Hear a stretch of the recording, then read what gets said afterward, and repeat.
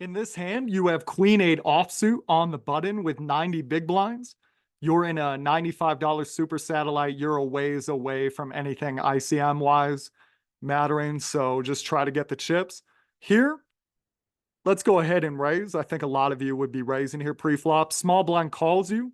Small blind has been loose and aggressive, just doesn't want to fold to you. Villain 20 folds. And the board comes King of Spades, Four of Spades, Eight of Diamonds. It's been checked to you here. Here, would you like to check or bet? 5 seconds.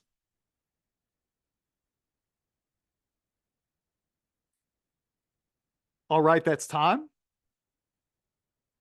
We bet 1.5 big blinds into 6 big blinds. Compare your bet size to the one you see on the screen. Villain 19 calls, and the turn is the King of Diamonds. It's been checked to you here. Here, would you like to check or bet? 10 seconds. 5 seconds. That's time. We check here, and the river is the 10 of clubs. This player bets about 3 big blinds into 9 big blinds here. Would you like to fold, call, or raise?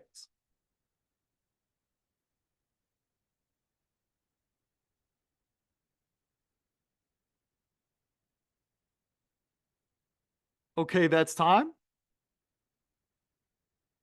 Now, before we get to results, what do you think of checking the turn? So I hear this from people all the time, which is nobody folds to my continuation bets. I don't even want a continuation bet anymore because nobody folds to my continuation bets. If that's true and you have something vaguely valuable, go ahead and c-bet, let them call with all their junk, check back the turn, and let them fire everything on the river and collect. If nobody likes folding to you, if nobody wants to fold anything to you, you can trap them more. You don't need to bet on that turn to buy a showdown because they're only going to turn a flush draw a small percentage of the time. You're blocking that with the Queen of Diamonds.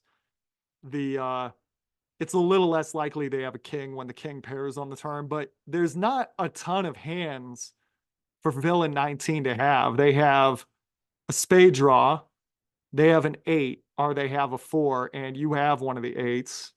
So, and you, I guess you got a spade.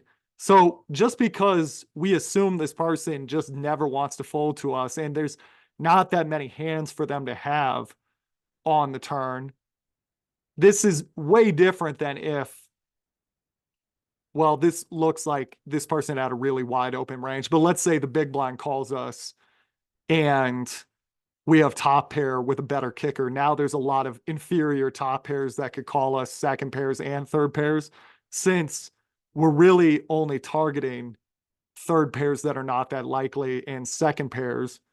We decide instead to just check on this turn and collect on the river, which worked out pretty well. Hey, if you enjoyed this, go to pokerheadrush.com to get more training content for free. Thank you for tuning in. I'll see you for the next one of these.